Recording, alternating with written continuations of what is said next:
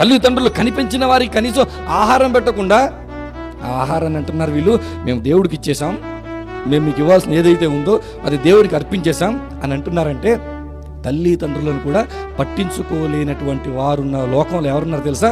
ప్రభు ఉన్నాడు. ఇప్పుడు ఒకసారి మీరు చరిత్ర ఆలోచించండి. ప్రభువు లోకంలోకి వచ్చాడు, ఆయనకి స్థలము లేదు.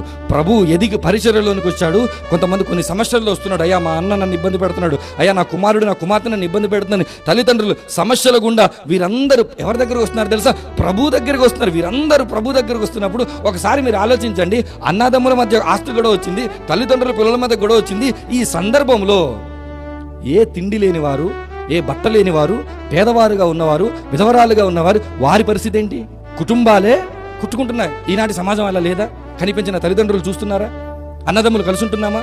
అక్క చెల్లెలు కలిసి ఉంటున్నామా? ఈనాటి కుటుంబాలుగా ఉంటున్నాం. మనలోనే ఏమి లేదా అంటే ప్రేమ ఈ రోజు లేదు.